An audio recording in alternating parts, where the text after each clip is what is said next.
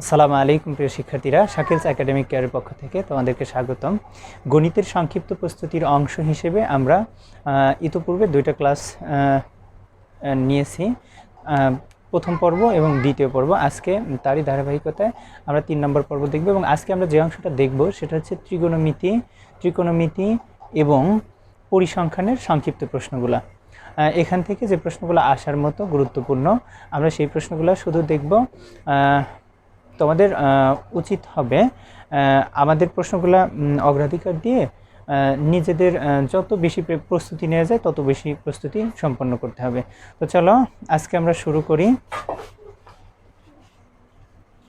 দেখো, আজকে আমরা ত্রিকোণমিতির প্রথমে যে অঙ্কটা দেখব, যে প্রশ্নটা দেখব সেটা হচ্ছে 1 নম্বর প্রশ্ন। sin a = 3/4 হলে a কোণের অন্যান্য ত্রিকোণমিতিক অনুপাত নির্ণয় করো। এটা এ কোণের অন্যান্য ত্রিকোণমিতিক অনুপাত নির্ণয় করো। ওকে, তাহলে এই প্রশ্নটায় এখানে সবচেয়ে গুরুত্বপূর্ণ পয়েন্ট হচ্ছে এটা যে কোন কোণ বলা হয়েছে বলো তো, এ কোণ বলা হয়েছে। তাহলে এখানে দেখো যে মানটা দেওয়া আছে আমরা সেই মানটা সমাধানে প্রথমে লিখে নেব। দেওয়া আছে sin a = 3/4। তার মানে এখানে যেটা সেটা হচ্ছে যে এ কোণের সাপেক্ষে বা আমরা এটা বলতে পারি যে এ কোণের বিপরীত বাহু = 3। এটা কেন? অ্যাকচুয়ালি মনে রাখবো সাইনের ত্রিকোণমিতিক অনুপাতটাকে, যে কোনো কোণের সাইনের ত্রিকোণমিতিক অনুপাত এটা, যে সাইন এ, এখানে এ কোণ বলা হয়েছে, তাহলে এ কোণের সাইনের ত্রিকোণমিতিক অনুপাত কি হবে বলো তো? লম্ব ভাগ অতিভুজ, এটা, তাই না? এগুলা কিন্তু আমরা ছন্দ আকারে পড়েছিলাম। সমুদ্রে লবণ অনেক, লবণতে লম্ব, অনেকতে অতিভুজ, তাহলে সাইন এ = লম্ব ভাগ অতিভুজ। তার মানে যে কোনো কোণের যখন সাইনের ত্রিকোণমিতিক অনুপাত আসবে সেটা আসবে কি, যে লম্ব ভাগ অতিভুজ। অর্থাৎ একটা সমকোণী ত্রিভুজের সূক্ষ্ম কোণ দুইটার যে কোনোটার যখন সাইনের ত্রিকোণমিতিক অনুপাত আসবে সেটা আসবে লম্ব ভাগ অতিভুজ। এটা আমরা ছন্দ আকারে মনে রাখতে পারি। তো তাহলে এখানে এটা দ্বারা কি বোঝাচ্ছে? এটা দ্বারা বোঝাচ্ছে যে দেখো এখানে সাইন এ এর মান দেওয়া আছে, তার মানে এ কোণের সাইনের ত্রিকোণমিতিক অনুপাত হিসেবে একটা সমকোণী ত্রিভুজের লম্ব এবং অতিভুজ এখানে দেয়া আছে, লম্ব এবং অতিভুজ দেয়া আছে এটা। তো এখন লম্ব যদি হয়, তাহলে এটা যদি লম্বের মান হয়, আমি কেন এটাকে বিপরীত বাহু লিখলাম? আমি কি লম্ব লিখতে পারতাম না? হ্যাঁ, লম্ব লেখা যাবে, কোনো সমস্যা নেই। তুমি এখানে লম্ব লিখতে পারো, তবে এখানে তোমাকে অবশ্যই মনে রাখতে হবে যাহা লম্ব তাহারই অপর নাম বিপরীত বাহু। এটা কিন্তু অবশ্যই আমাদের মনে রাখতে হবে যে লম্ব যে কথা, বিপরীত বাহু একই কথা। ওকে, আশা করি বুঝতে পারছো। তাহলে এ কোণের বিপরীত বাহু 3 এবং এ কোণের এটা হচ্ছে অতিভুজ 4। তো এখন যে কোনো কোণের যখন অন্যান্য ত্রিকোণমিতিক অনুপাত বের করতে বলবে বা যে কোনো উল্লেখ করবে যে কোনো ত্রিকোণমিতিক অনুপাত, তখন আমাদের কি থাকবে? দুইটা মান দেওয়া থাকবে, একটা সমকোণী ত্রিভুজের বিপরীত বাহু এবং অতিভুজের মান দেওয়া থাকবে। তো আমরা চেষ্টা করব এই সমকোণী ত্রিভুজটাকে অঙ্কন করার। যখনই এই প্রশ্ন আসবে আমরা দ্রুত একটা ত্রিভুজ অঙ্কন করে ফেলবো, তাহলে আমাদের অঙ্ক খুব সহজে সমাধান করতে পারবো।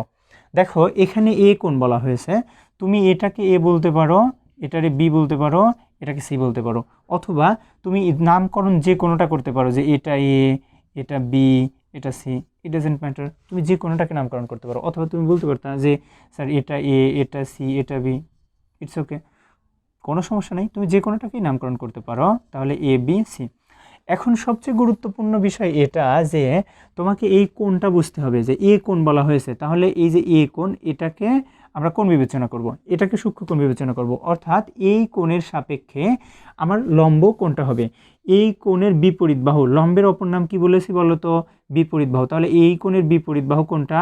এই যে এইটা, তাহলে এর মান হচ্ছে 3। আর এ কোণের অতিভুজ, অর্থাৎ একটা সমকোণী ত্রিভুজের অতিভুজ, সবচেয়ে বৃহত্তম বাহু অতিভুজ, এটা পার্মানেন্ট, স্থায়ী, সবসময় এটা নির্দিষ্ট। তাহলে এর মান কত? এর মান 4। তো এই জিনিসটা কেন গুরুত্বপূর্ণ তা বলি, যে যদি এখানে কোন এর জায়গায় সি বলতো, যদি এর জায়গায় সি বলতো, তখন আমাকে কি লিখতে হতো জানো? আমি তখন কিন্তু কি লিখতাম, তখন এইটাকে আর বিপরীত বাহু বলতে পারতাম না। কেন? কারণ এইটা তখন সন্নিহিত বাহু হয়ে যেত, যার অপর নাম হচ্ছে ভূমি। সন্নিহিত বাহু, যার অপর নাম কি বলতো? এটার অপর নাম কিন্তু ভূমি। এটা আমাদেরকে মাথায় রাখতে হবে, অবশ্যই, যে সন্নিহিত বাহুর অপর নাম ভূমি। এখন সন্নিহিত বাহু চেনার উপায় কি? সন্নিহিত বাহু চেনার সবচেয়ে গুরুত্বপূর্ণ উপায় হচ্ছে এটা মনে রাখবো, যে ভূমি ব্যতীত বা সন্নিহিত বাহু ব্যতীত কোনো কোণ কল্পনা করা যায় না। মানে একটা কোণ উৎপন্ন হতে হলে অবশ্যই ভূমি দরকার হবে। তাহলে যেহেতু এইটা কোণ, এটা যদি কোণ হয়, তাহলে অবশ্যই এইটা কি হবে? ভূমি। অর্থাৎ এই কোণের সাথে যে বাহুটা থাকবে সেটা অবশ্যই কি হবে? ভূমি হবে বা সন্নিহিত বাহু হবে। তাহলে সি কোণ যদি বিবেচনা করি, তাহলে সন্নিহিত বাহু কোনটা? অবশ্যই এই যে এইটা সন্নিহিত বাহু। এটা কেন সন্নিহিত বাহু নয়? এটা হচ্ছে সবসময় নির্দিষ্ট, এটা হচ্ছে অতিভুজ। কেন? একটা সমকোণী ত্রিভুজে এই সমকোণের বিপরীত যে বাহুটা সেটা হচ্ছে অতিভুজ। তাহলে চিত্র আমাদেরকে এভাবে বুঝতে হবে, যে যে কোণ উল্লেখ করবে সেই কোণের সাথে অতিভুজ ব্যতীত যে বাহুটা থাকবে সেটা হচ্ছে ভূমি, যার অপর নাম সন্নিহিত বাহু। আর তার বিপরীতে দেখো এই কোণের বিপরীতে রয়েছে, অতএব এটা হচ্ছে বিপরীত বাহু, যার অপর নাম লম্ব। তাহলে এই কোণের সাপেক্ষে এটার নাম ভূমি, আর এই কোণের সাপেক্ষে এটার নাম বিপরীত বাহু বা লম্ব। আশা করি বুঝতে পেরেছো। তাহলে দেখো আমরা এটা পেয়েছি। তো এখন যদি আমরা এই ত্রিভুজ থেকে, আমি এখন একটু মুছি, দেখো ক্লিয়ার করি, আমরা যদি এই ত্রিভুজ থেকে এখন অন্যান্য ত্রিকোণমিতিক অনুপাত বের করতে যাই, তাহলে আমাদের অবশ্যই এই ভূমির মানও লাগবে। কিন্তু এখানে আমার ভূমির মান দেয়া নেই, আমার শুধুমাত্র বিপরীত বাহু এবং অতিভুজের মান দেয়া আছে। তাহলে আমরা ওই যে পিথাগোরাসের উপপাদ্য হতে পাই, এই কথাটা লিখে কি লিখতে পারি, যে পিথাগোরাসের উপপাদ্য হতে পাই বা জানি, লিখতে পারো। কি জানি বললো তো? আমরা জানি অতিভুজ স্কোয়ার ইকুয়াল টু লম্ব স্কোয়ার প্লাস ভূমি স্কোয়ার। এই সূত্রটা কিন্তু এই অন্তত ত্রিকোণমিতিক অনুপাত বের করার সময় আমাদের সবসময় কাজে লাগবে। অতএব এটা অবশ্যই মনে রাখবো, এটা তোমাদের মনেও থাকে, একদম সহজ একটা সূত্র। তাহলে অতিভুজের মান কত? 4 স্কোয়ার দিয়ে দাও। লম্ব অর্থাৎ বিপরীত বাহু, এটা হচ্ছে 3 স্কোয়ার। আমরা এখানে কিন্তু বিপরীত বাহু লিখতে পারতাম, এখানে লম্ব লিখতে পারতাম, ইচ্ছা যেটা লেখো। 3 স্কোয়ার। তো এখন আমাকে ভূমির মান বের করতে হবে। ভূমি কি? ভূমি হচ্ছে এ বি স্কোয়ার। ওকে, চলো তাহলে যেটার মান বের করব সেটাকে আমরা বাম পাশে রাখবো, অর্থাৎ এই টোটাল অংশটারে আমরা যদি বাম পাশে রাখতাম, যে A B square equal to 3 square equal to 4 square, বা A B square equal to 4 square minus 3 square, বা এই অংশটাকে যদি এ পাশে করি, দেখো, বা A B square equal to কি আসে, যে 16 মাইনাস 9, বা A B square equal to এখানে কত আসবে বলো তো? 7 আসতেছে। বা এখন আমাদের দরকার কিন্তু এ বি এর মান, নট এ বি স্কোয়ার। যখন এখানে কোনো কিছুর উপর স্কোয়ার চলে আসবে, স্কোয়ার তুলে দিতে হবে, তখন আমরা কি করব? আমরা বর্গমূল করব। তাহলে এ বি স্কোয়ার, এখন এক পাশে বর্গমূল করলে চলবে? অবশ্যই না, আমাকে ডান পক্ষেও বর্গমূল করতে হবে। তাহলে দেখো এটা কি হয়ে যায়, এই স্কোয়ার আর রুট কেটে যায়। তাহলে এ বি এর মান কত আসে? এ বি এর মান আসে √7। ওকে, তাহলে ই স্কোয়ার আর রুট এটা কেমনে কাটে, কিভাবে কাটে, এই বিষয়টা নিয়ে তো অনেক কথা বলা যাবে। ওকে, আমাদের লক্ষ্যই হবে এটা, যে কোনো কিছু বিস্তারিত ব্যাখ্যা বলে এবং সুন্দর করে, মানে সুন্দর ব্যাখ্যার সাথে উপস্থাপন করে, যাতে তোমাদের বুঝতে কোনো কষ্ট না হয়। আমরা প্রত্যেকবার শুধু জেনেই আসলাম যে এই এ বি মানে স্কোয়ার থাকলে রুট ব্যবহার করলে কেটে যায়। আসলে কিভাবে কাটে চলো আজকে দেখি কিভাবে কাটে। মূলত কোনো কিছুর পাওয়ার রুট থাকা মানে সেটার পাওয়ার থাকা আসলে 1/2, অর্থাৎ রুটও যে কথা তার পাওয়ার 1/2ও একই কথা। তাহলে আমাদের এখানে কী ছিল বলো তো? আমাদের এখানে ছিল এ বি স্কোয়ার, তার উপরে রুট ছিল। এটাকে কিভাবে কাটতে পারলাম? ওকে, চলো তাহলে এটাকে কীভাবে বিবেচনা করা যায়, যে এ বি স্কোয়ার। তো এখানে তো দেখেই নিলাম যে কোনো কিছুর উপরে রুট থাকা মানে তার পাওয়ার 1/2। ওকে, তাহলে এইটার পাওয়ার রুট দেওয়ার পরিবর্তে আমরা এখানে 1/2 লিখতে পারি, কেননা এ বি স্কোয়ারের উপরে রুট ছিল। তাহলে আমরা এ বি স্কোয়ারের উপর 1/2 দিয়েছি। তাহলে এখন খেয়াল করো, এখানে সূচকের একটা বিধি এমন যে কোনো ভিত্তির উপরে যদি পাওয়ার থাকে এবং তার উপরে যদি আবার পাওয়ার থাকে তাহলে এই পাওয়ারগুলো কি করতে হয়, গুণ করতে হয়। তাহলে এ বি এই 2 আর এই 1/2 এই দুটো গুণ হয়ে যাবে। ওকে, যখন এভাবে গুণ হয় তাহলে এইটা দেখো এখন কি অবস্থায় আছে, এইটা গুণ হয়ে উপরে চলে যায়, তার মানে এই 2 সাথে এই 2 ভাগ অবস্থায় আছে, এটা কেটে দিলে মান কত হয়, 1 হচ্ছে। তাহলে এ বির পাওয়ার কত, 1, আর 1 হলে লেখার কোনো দরকার নেই, তাহলে আমরা এ বির মান পেয়ে গেছি। তাহলে এ বি কোনো কিছুর স্কোয়ারকে কাটার সময় ওঠানোর সময় আমরা রুট ব্যবহার করি, আসলে রুট ব্যবহার করলে তার মান তার পাওয়ার 1/2 বোঝে এভাবে তুলে দেওয়া যায়। তাহলে আমরা এ বির মান পেয়েছি। এ বির মান পেয়েছি বলতে মূলত কার মান পেয়েছি বলো তো, মূলত আমরা পেয়েছি এই মানটা, অর্থাৎ √7 এই মানটা পেয়েছি।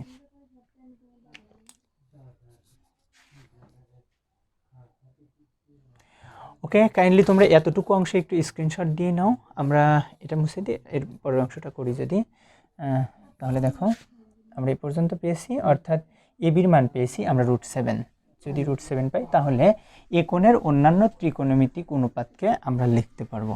আজকের একটা ক্লাসে তোমার এই ত্রিকোণমিতিক অনুপাত বের করার যে কোনো অঙ্ক আসলে ইনশাল্লাহ তোমরা খুব সহজভাবে করতে পারবা। আমরা সাইনটা আগে তো দেওয়া ছিল, এখন মনে করো বের করব সাইনের বিপরীত কোসেক, তাহলে আমরা চলো কোসেকেরটা বের করব। তাহলে এভাবে লিখতে পারি যে সুতরাং এ কোণের অন্যান্য ত্রিকোণমিতিক অনুপাত সমূহ নিম্নে দেওয়া হলো, সমূহ নিম্নে নির্ণয় করা হলো। তাহলে দেখো সাইনের পরে আমরা কাকে আনতে পারি, কোসেক।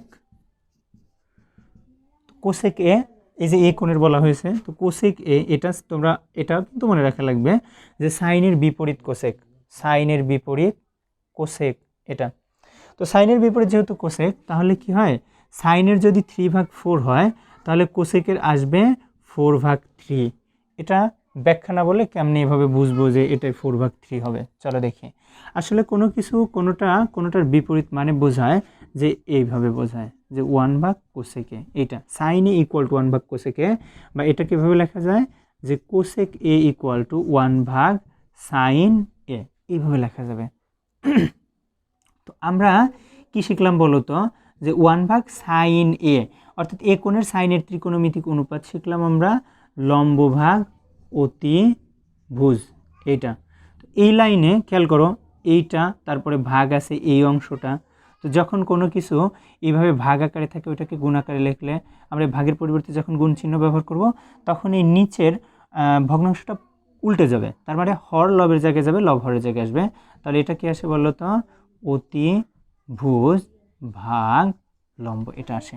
ওকে, তাহলে দেখো তো কোসেকের সমান আমরা কি পেয়েছি, এই যে অতিভুজ ভাগ লম্ব পেয়েছি। তাহলে এটা কি, এটা অবশ্যই সাইনের বিপরীত। সাইনের ক্ষেত্রে কী ছিল, লম্ব ভাগ অতিভুজ, আর কোসেকের ক্ষেত্রে কি আসবে, কোসেকের ক্ষেত্রে তার বিপরীত। তাহলে আমরা যদি শুধু এতটুকু মনে রাখি যে সাইনের বিপরীত কোসেক, সাইনে যদি লম্ব ভাগ অতিভুজ হয় তাহলে কোসেক হবে অবশ্যই অতিভুজ ভাগ লম্ব। আর এটাকে সাইনটাকে ছন্দ আকারে মনে রাখবো, আর এটা তার বিপরীত এভাবে মনে রাখবো। সাইনের ছন্দ কি, সমুদ্রের লবণ অনেক, তার মানে লম্বভাগ অতিভুজ। তাহলে এটা দেখো কোসেক এর মান গেল, তার মানে এ কোণের কোসেক এর ত্রিকোণমিতিক অনুপাত। এরপরে আমরা যেটা বের করব যে কজ এ, তাহলে অর্থাৎ এ কোণের কজের ত্রিকোণমিতিক অনুপাত কি, কবরে ভয় অনেক, ভয় অনেক, তার মানে কি, তার মানে হচ্ছে ভূমি ভাগ অতিভুজ। তাহলে চলো আমরা যে এখানে পেয়েছি কি, এটা ভূমি পেয়েছি না, এটা ভূমি, ওকে, তাহলে ভূমি √7 আর অতিভুজের মান কত, 4। তো কজ পেলে আমরা সেকও বের করে ফেলবো। সেক কি বলতো তো, সেক হচ্ছে কজের বিপরীত, কজের বিপরীত সেক, তার মানে আগেরটার মতো সাইন যেভাবে উল্টে গিয়ে কোসেক হয়েছে একইভাবে কজ উল্টে গিয়ে সেক হয়ে যাবে, তারপরে সেকের মান আসবে 4/√7। তাহলে কজের আমরা ছন্দ মনে রাখবো, কবরে ভয় অনেক, আপনি সেক বের করে ফেলতে পারবো। এরপরে যদি আমরা ট্যান আসি, খেয়াল করো যে ট্যান এ, ট্যানের ত্রিকোণমিতিক অনুপাত কি, টেরা লম্বভূত, তার মানে লম্ব ভাগ ভূমি। তাহলে এখানে দেখো তো, এখানে লম্ব কোনটা আসতেছে, এইটা, ওকে 3, আর ভূমি কোনটা আসতেছে √7, তাহলে এটা আসতেছে। তো ট্যানের ছন্দ কি শিখলাম, টেরা লম্বভূত, আর কট কি, কট হচ্ছে ট্যানের বিপরীত, তাহলে √7/3 এটা আসবে। অবশ্যই তোমরা বুঝতে পেরেছ। এই দেখো তাহলে 1 2 3 4 5 যে কোনো কোণের মোট ত্রিকোণমিতিক অনুপাত 6টি, আর এখানে আমরা একটা দেয়া ছিল 5টা বের করে ফেলছি, এভাবে 6টা। তাহলে এইভাবে যদি অন্যান্য সকল ত্রিকোণমিতিক অনুপাত বের করতে বলে তাহলে বের করতে পারবো, যদি একটা দিয়ে আরেকটা বের করতে বলে তাহলেও আমরা অবশ্যই বের করতে পারবো। অবশ্যই এই ধরনের অঙ্কটা মোটামুটি সংক্ষিপ্ত প্রশ্নে 2 মার্কের জন্য খুবই গুরুত্বপূর্ণ, অতএব গুরুত্ব দিয়ে অঙ্কটা বুঝে করে ফেলবা। ওকে, স্ক্রিনশট নিয়ে নিতে পারো। আমরা যদি এর পরের অঙ্কটা দেখি 2 নম্বরে,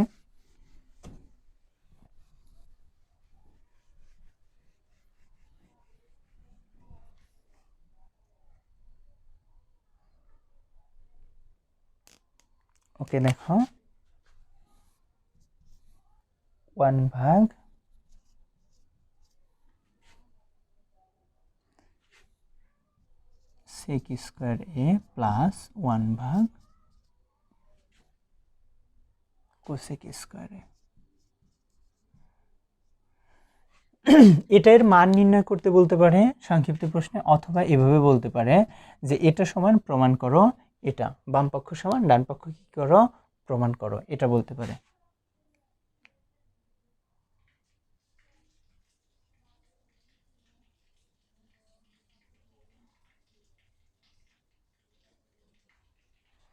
ওকে চলো তাহলে এটার বাম পক্ষ যদি আমরা দেখি, যে বাম পক্ষ সমান কি আসে, যে 1/sec² প্লাস 1/cosec², এটা সমান আমাদেরকে 1 প্রমাণ করতে হবে, অর্থাৎ বাম পক্ষ করে যদি আমরা 1 পাই তাহলে আমাদের অঙ্ক হয়েছে, এটা বুঝতে পারবো।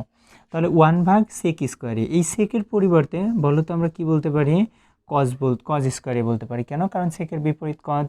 ওকে, প্লাস 1/কোসেকের পরিবর্তে আমরা কি লিখতে পারি, যে 1/sin²। কেন? কারণ কোসেকের বিপরীত সাইন, এটা। তাহলে এটা দেখো ভাগ অবস্থায় আছে, এটাকে যদি আমরা গুণ আকারে লিখি তাহলে এই cos² উপরে চলে যাবে আর 1 নিচে আসে, প্লাস এটার ক্ষেত্রে 1 গুণন sin² উপরে চলে যাবে আর এখানে 1 নিচে আসবে। তাহলে এখানে কে থাকে দেখো তো, থাকে cos² প্লাস sin²। আর আমরা অবশ্যই জানি যে sin² প্লাস cos² এর মান 1, cos² এর মান 1, অতএব এটা 1 প্রমাণিত। সমান ডান পক্ষ এটা। আর লেখার সময় কীভাবে লিখবো, যে এভাবে লিখবো, যে সুতরাং প্রশ্নটা তুলে প্রমাণিত লিখবো 1/sec² plus 1/cosec² equal to 1 প্রমাণিত। আশা করি বুঝতে পেরেছে এই অঙ্কটা। তো এখানে এই ধরনের অঙ্কটা আসার সম্ভাবনা আছে, অনুশীলনের অঙ্ক এটা, যেহেতু দেখো এরকম একই রকম অঙ্ক আরও কয়েকটা থাকতে পারে একেবারে সেম অঙ্ক। সেটা হচ্ছে আমি যে শুধু প্রশ্নগুলো দেখাই, 1/cos² মাইনাস 1/cot², এটা সমান 1 প্রমাণ করা লাগতে পারে। অর্থাৎ এইটা প্রমাণ করলে আমাদের ওই যে ওইটা আসবে, যে sec² minus tan² equal to 1, এই এক লাইনে কিন্তু প্রমাণ হয়ে যায়। কেন? কারণ 1/cos² এর পরিবর্তে sec² লেখা যায় এটা। ঠিক একইভাবে আর একটা যেটা অঙ্ক, সেটা হচ্ছে 1/sin² minus 1/tan² equal to 1, এটাও প্রমাণ করা লাগতে পারে। এটাও এক লাইনে দেখো প্রমাণ হয়ে যাবে। এটা সমান cosec² মাইনাস এটা সমান cot² ইকুয়াল টু 1, এইভাবে প্রমাণ হয়ে যাবে। ওকে, নামাজ আজান হচ্ছে।